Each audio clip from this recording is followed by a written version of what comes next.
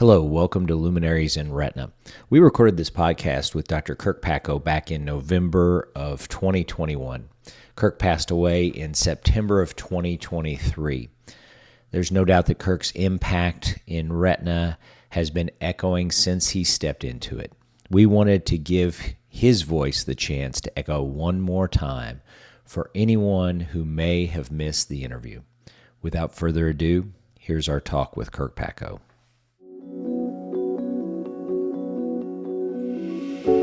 I'd like to welcome everyone to this episode of On the Shoulders of Giants, interviews with luminaries in Retina.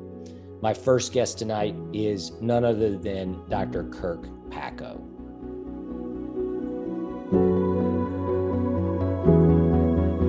So Kirk, retirement, you're fully retired now, is that right? Fully retired. I'm still teaching. I go down to the university office. I'm earmarked several times a month to be with the residents, and I love teaching. It's my life's blood. So as long as I got a pulse, I'm going to do that. But I've retired from clinical practice, which was a tough thing to do. I mean, it's a cliche, but it's tough to let go of that. You know, if you'd asked me in the fourth grade what I was going to be when I grew up, I was going to be a doctor. And then for a while, I even changed tracks for a little bit, but I cycled back to medicine. And, you know, you spend all of your time of memory on a quest to be a doctor. And then just the concept of letting my medical license expire, and knowing that I've walked into the operating room for my last time already is a tough thing. How did you know it was the right time? Well, I can tell you, and I'm happy to share this. Let me tell you the whole sequence behind all this. Almost 4 years ago, I was doing a PVR case, and I started getting abdominal pain. And I told my then fellow, I said, I'm going to cancel the next case. I got to go to the emergency room. And long story short is that I thought maybe I had a hot gallbladder, MI, they did a cath, but then they did a CT scan and found I had a liver mass. So I was diagnosed with cholangiocarcinoma. Oh my gosh. And a year later, it was metastatic. So here I am over 3 years out. And my tumors are a lot of them, most of them just disappeared and they've stopped thanks God, the wonder of immunotherapy. Mm-hmm. So everything is stalled. And I asked my oncologist, well, how much longer do I have? And, to me, metastatic when I was in medical school, and even through practice was synonymous with the end of the line. Mm-hmm. And, but now he says, you may have years to go. And it's already been 3, which by itself is miraculous.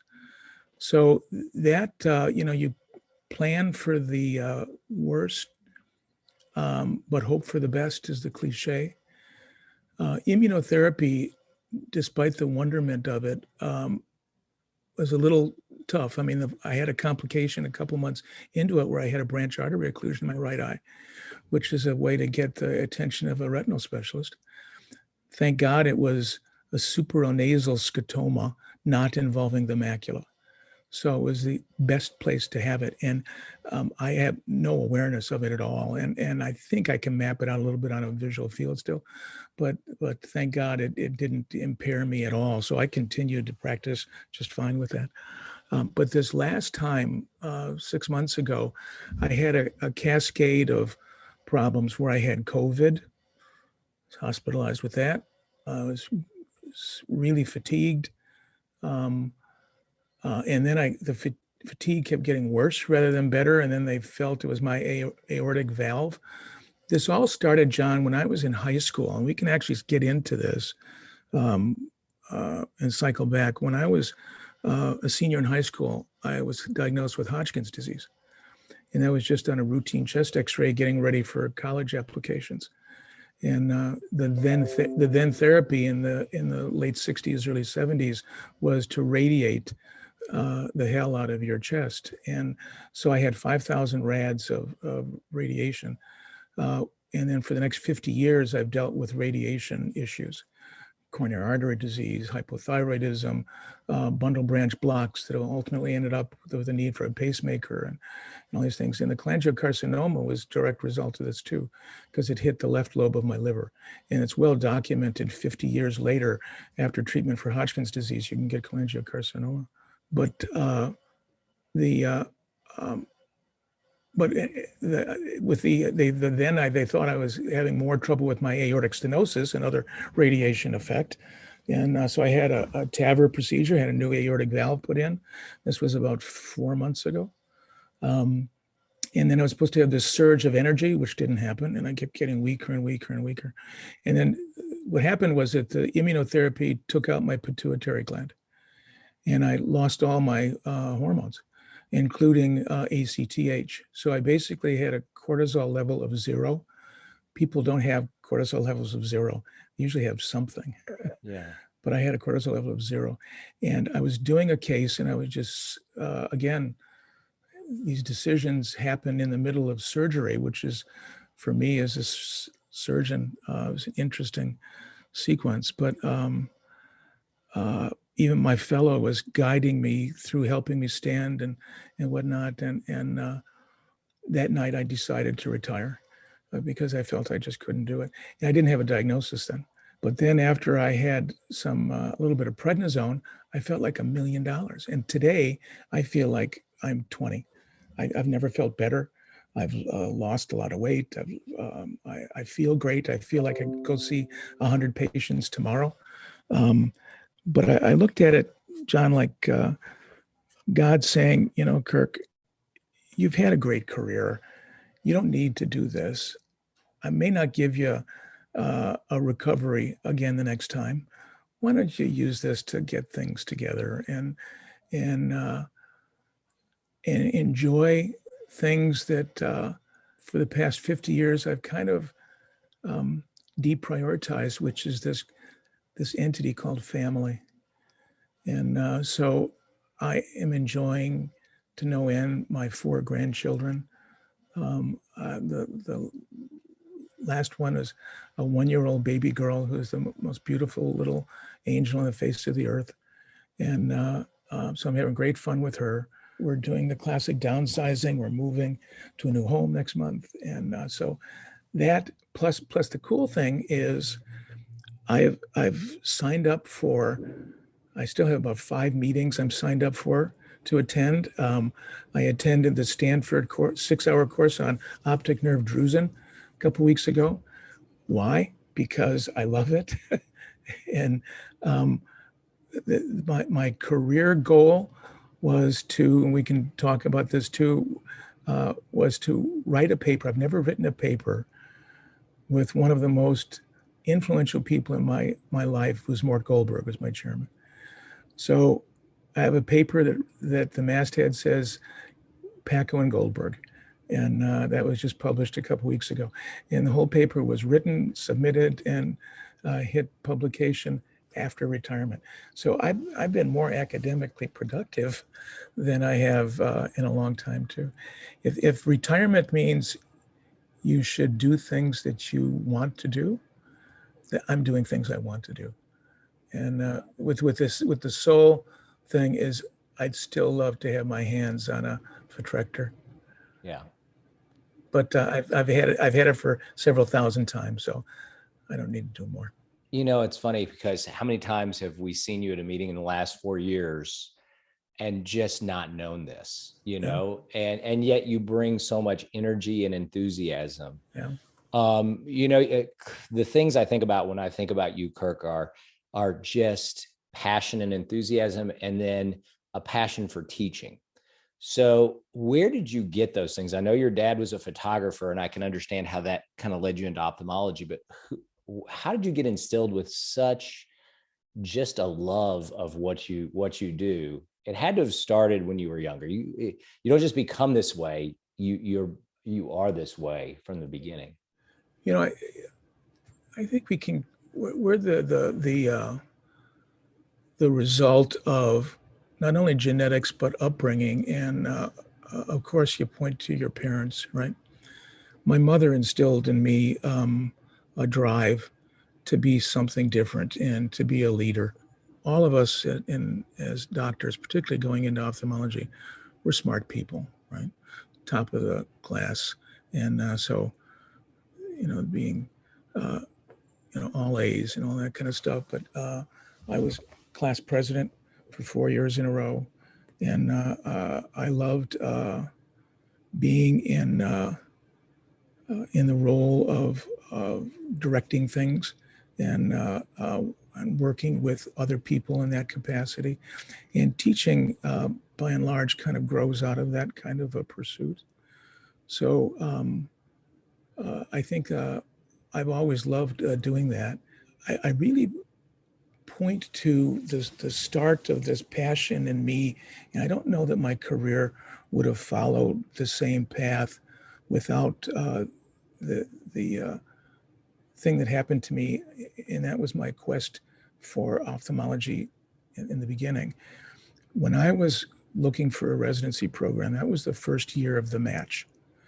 Computers were new. Apple started that year. And people were very skeptical of this thing called a computerized match. It didn't make a lot of sense to us as to how you could trust a computer to decide where you were going to go. And we just didn't get it, that, yeah, it does work out that you're going to match to the highest program that gives you an offer, but we didn't realize that. So I applied to 14 programs, which is a whole lot less than people apply to now. My number one choice was the University of Illinois. I really thought Chicago was a great city. The program was great, and that was the glory days of the eye and ear infirmary in Chicago back then, with some absolute giants in the field who were there. And I anxiously opened up that letter to see what the computer did for me. And you read that first sentence, it says, "We're sorry to inform you that you've received no offers." So I didn't match. And I can tell you a little bit about why. And I learned about why I really blew it on that quest, because I was a great college student.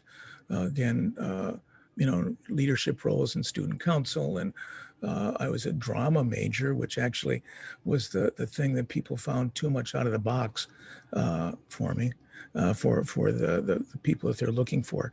There was an article that was written about me at the St. Louis Post-Dispatch. I was on the cover of the Sunday magazine for these dramatic things that I would do in medical school.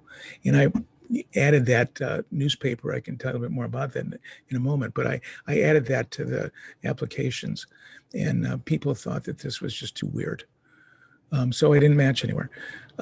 But I found out within hours of getting that letter from one of the interns who was pushing me to help me get through this disappointment, that the University of Illinois only matched 7 out of their 8 spots, and they still had a spot.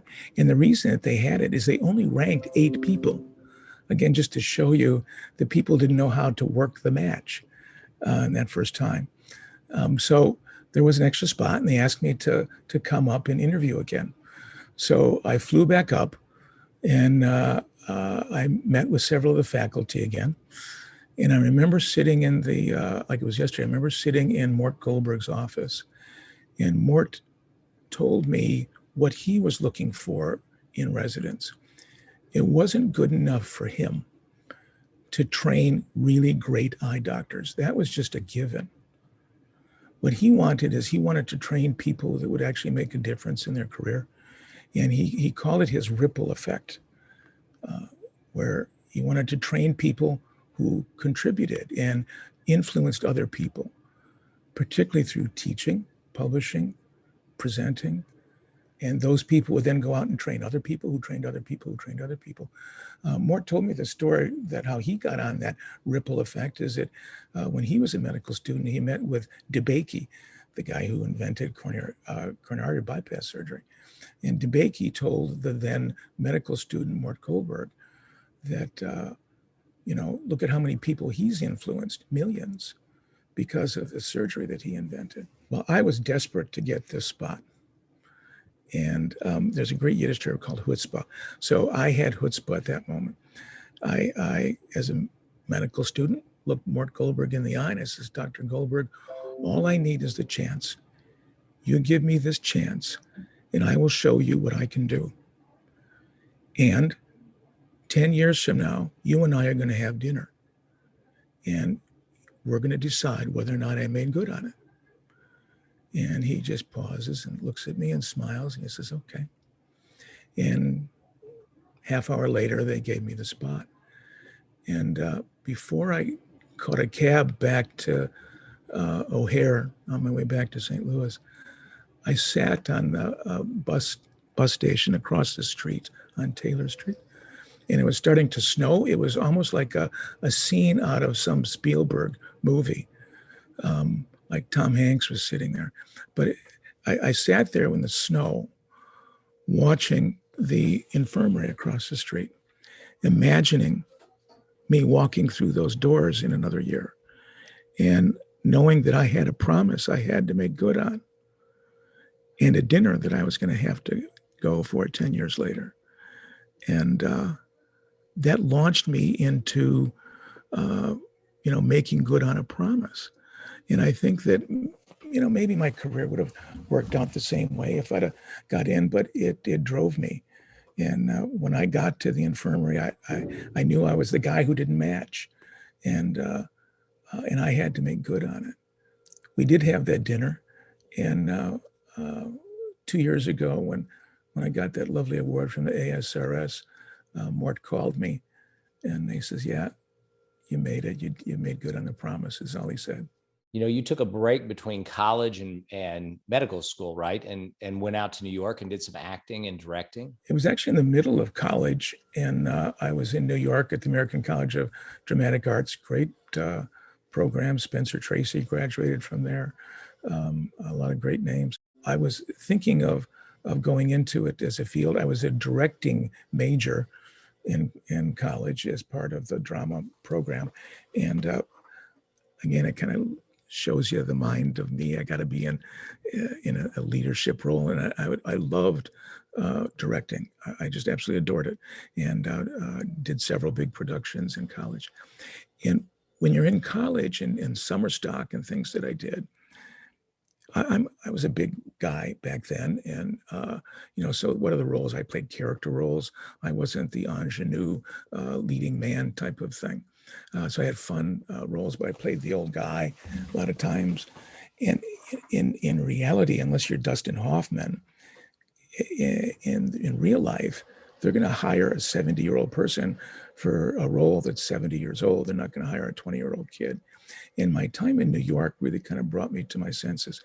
The time I spent there was absolutely against my parents' desires. They thought I'd gone crazy. And because they knew I had the abilities to make it as a physician, and they didn't understand. I mean, they let me do the drama gig while I was in college, but they didn't expect me to do it as a career. And I realized that it wasn't for me. And yet, knowledge is a great thing. There's never anything that you learn that you can't value from. And I look at my career and my teaching style, my style at meetings, and I mean, that's my drama background. And so I wouldn't have done it any differently.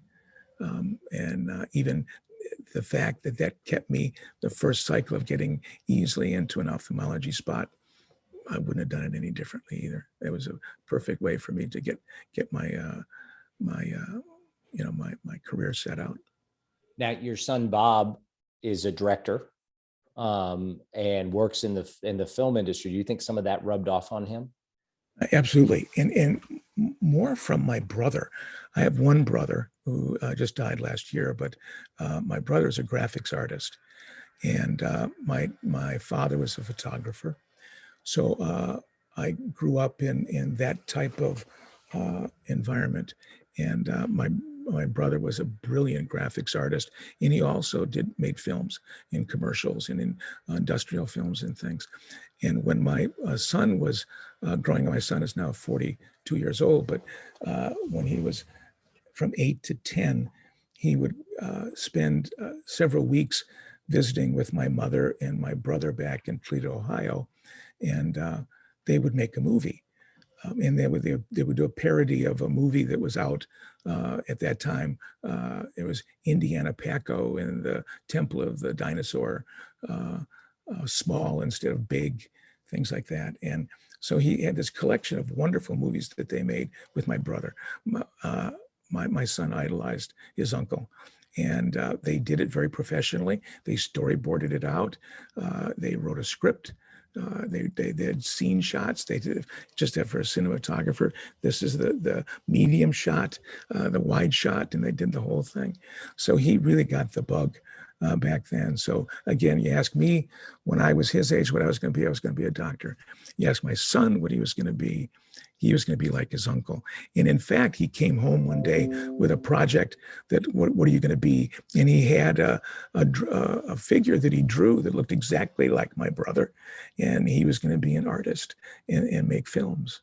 And that's what he's doing. So I live vicariously through my son. So I have a great fun still doing it with watching his career go. So, your fingerprints, your DNA is all over ASRS, which is just this huge inclusive society. From the naming, you were an advocate behind changing the name from Vitreous Society. What was the importance behind switching that name from Vitreous Society to ASRS? When I joined the Vitreous Society, I did it because Andy Packer, good friend of mine, was then president, and he saw in me my drive that I'd be a good person to be on the board. So he kind of handpicked me to be on the board and put me on a committee. And when I was there, I could see the things that society had the potential to be.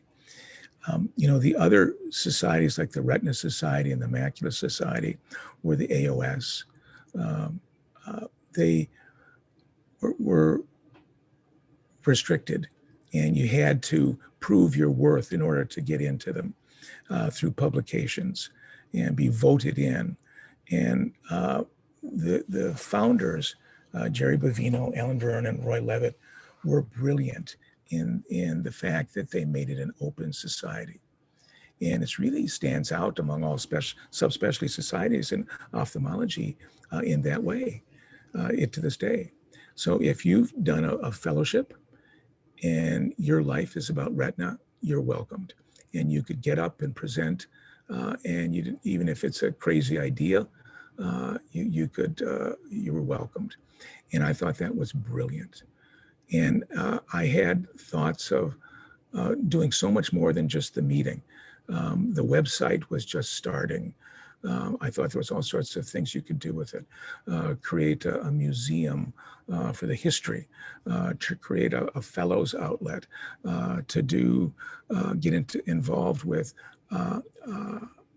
coding, to get involved with arguing your needs in Washington. Okay. Now the Academy was doing that for us too, but the Academy has a lot on their plate, and we had our own special needs. So I think we needed a society to do it, and it was a natural that the Vitreous Society be there. But the Vitreous Society, when I was on another committee, kind of on my way up, this was right before I was the vice president and then the president, I was on the AMA council, and the Vitreous Society had a seat on the council right with the Academy, and the ASCRS. There were 3 I groups there. And when I introduced myself, everybody laughed because of the Vitreous Society. People were joking in the room, like, well, what, you get an eyelash society too? And I thought there's no way that we're going to be taken seriously in Washington if we didn't have the name Retina in there someplace. And the Vitreous just couldn't be there.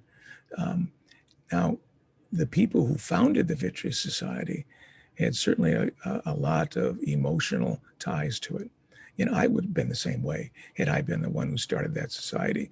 And some young guy who wants to change everything steps to the plate and says, well, first thing I'm going to do is change the name. I said, what are you talking about? And that path to change the name was not easy. And there was a lot of heavy duty discussions. They were really, really intense things. And the decision to finally put it over the finish line was done by George Williams. I was in my hotel room the night before the board meeting, and I had a whiteboard in my room, and I had a line down the center, and I had yes votes and no votes, and I had all the people named there who I thought how people were going to vote, and it was basically a tie, and there were about 3 people that I didn't know how they were going to vote, but there were other people that for sure I knew they weren't going to vote, and George went down to, and this was about 2 a.m. because everybody was up still. George went down to the founders' suite and brokered some compromises and some other things like trying to pass Bill HR 152, right? So they agreed to put it across the finish line if I kind of relaxed on some other things, which interestingly all kind of changed anyway. Yeah. But at that point in history, it changed. And the person who I all through the battle scars that I had with the Vitreous Society, the one person who was always against me, but still had a very, what I felt was a very rational way of thinking, and always in the end spoke up and gave me a chance and said, all right, well, let's let Kirk go with this for a year and maybe it'll work. And let's just see. And that's Jerry Bavino. And Jerry was the voice that ultimately made all those things happen, including the name change. And Jerry is the guy who really started the Vitreous Society with Alan and with Roy. But he was the main driving force, and really was the main driving force that made that happen too. And look what happened. I mean, we're there. We're there in Washington. Look at, I can't help but smile every time I see an email blast from the society and all of the amazing things that it does. You know, it's the economies of scale. You know, you can't go out and build an expressway yourself, but you can give some money in your taxes that, together with a few other 100,000 people, or a million people, that expressway gets made. And the same thing here. You know, people are busy; they don't have the time to do all this. But we've got a great society fighting for us now, and not only do they put on a great meeting and still give that voice for the little person who doesn't really live and breathe publishing, but still wants to call a meeting their own. But they do so much more too, and they're doing more and more. It's thrilling to me to see that. You know, I think on your watch and under your guidance, the PATS survey was developed. What was the thought process behind why we needed a PATS survey? And did you envision it becoming what it's become? PATS survey was just kind of brainstorming one day, and there was something somewhat similar that the ASCRS had going on too. It was just as a, but it wasn't something that they planned to do on a yearly basis. And you know, you pick up an idea, you morph it into something else, and you pick the good parts of it, and you add to it, and you evolve, and you come up with a pretty clever thing.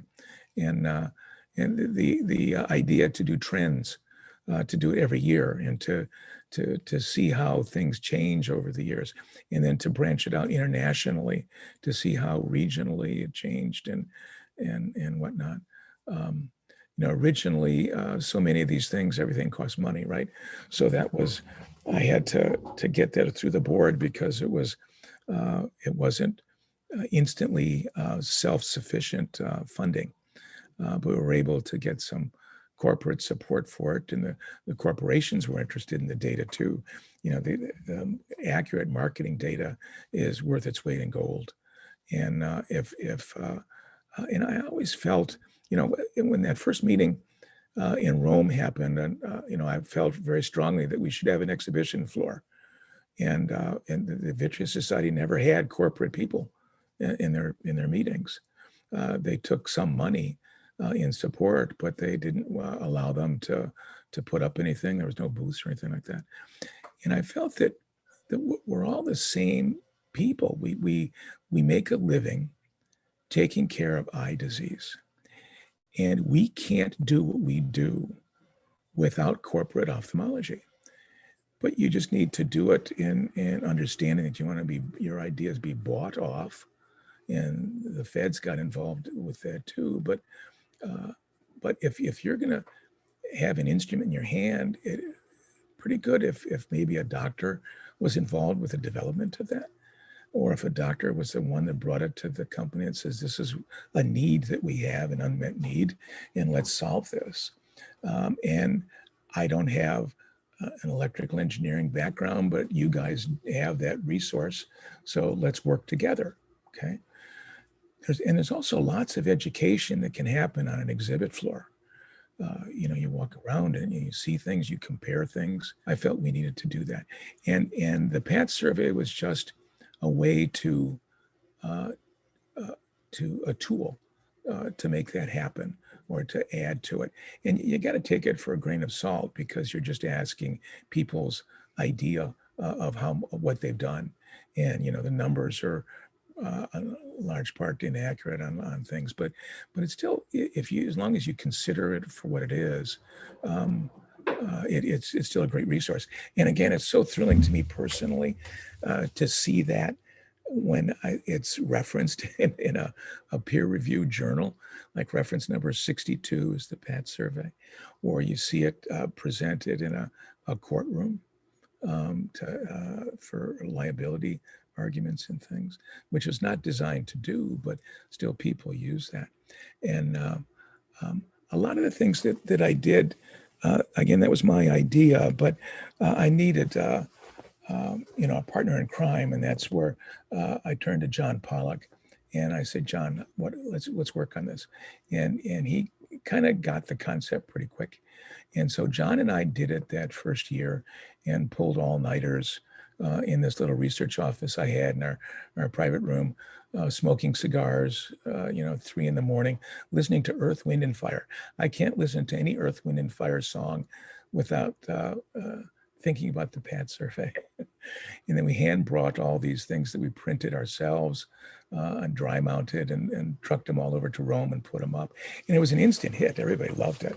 And then, but to see how that's evolved, and my modus operandi is to take something, get an idea, show people what it could be, but then turn it over to someone who hopefully is going to be smarter than me anyway and can add to it. And that's what John did to the PAT survey. I was with the PAT survey with John for about 4 years maybe.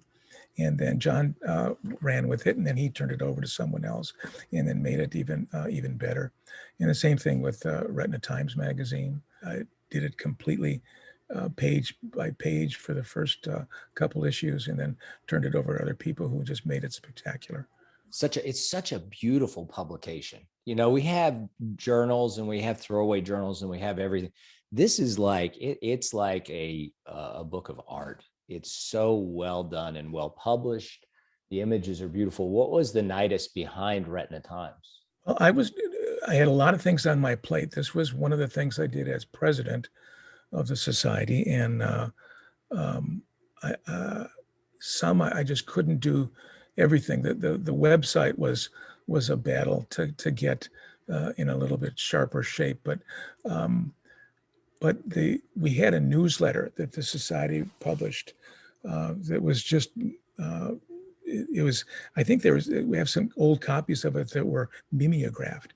I don't know if you're old enough to know that purple color to the papers. in the smell to the ink. But we had these Xeroxed things were just stapled and just said the Vitreous Society newsletter. And I hadn't gotten one out for several months because I was just so busy doing other stuff.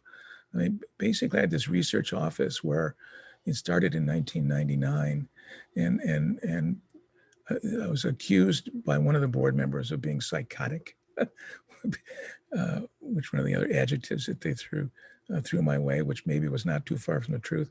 But I had a bed in my research office, and I was there 24/7 working on stuff. I decided I better get a newsletter out. But then I thought, this is, one of the things on my list that this needed is as a society, we needed our own journal. And I wanted a peer-reviewed journal, okay, which I knew we were going to get later on, which I'm thrilled to see that happened too. But I researched it and realized that getting a peer-reviewed journal is a big process. I thought, well, how about a non-peer-reviewed one? Let's get a start with this.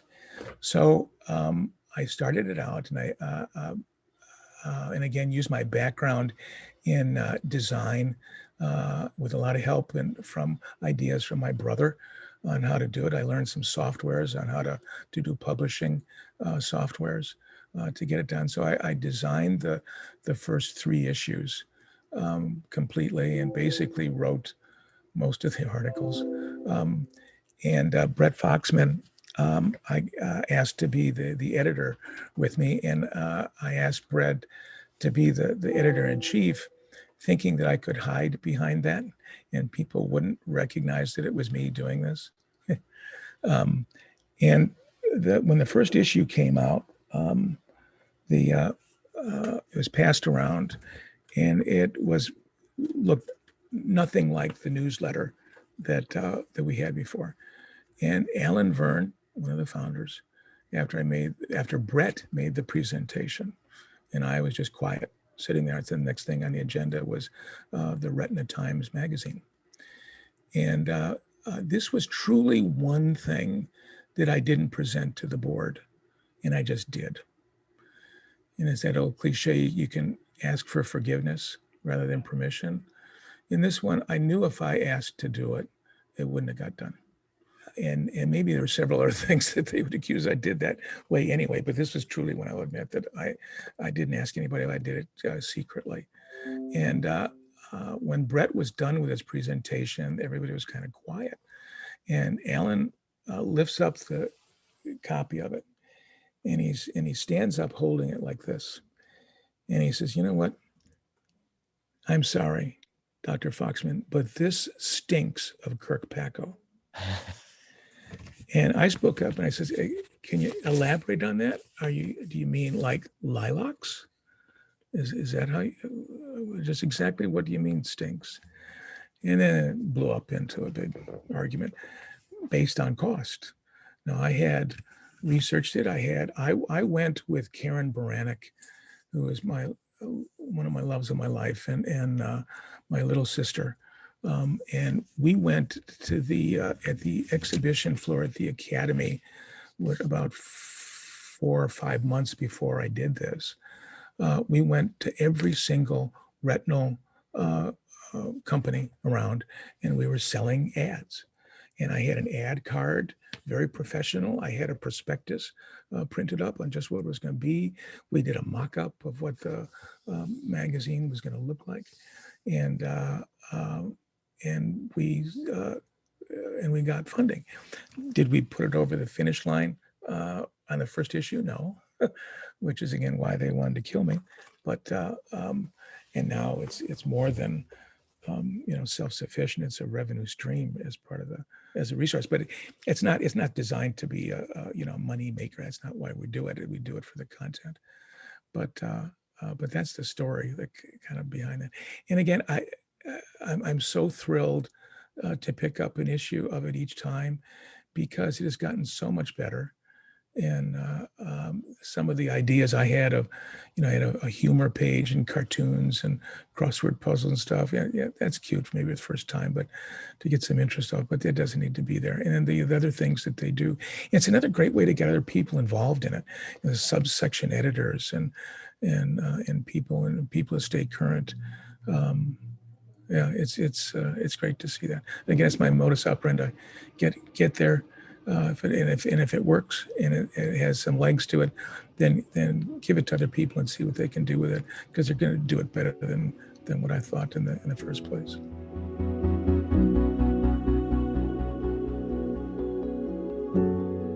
I want to thank you for listening to On the Shoulders of Giants, interviews with luminaries in retina. This is the end of part 1 of our interview with Dr. Kirk Packo.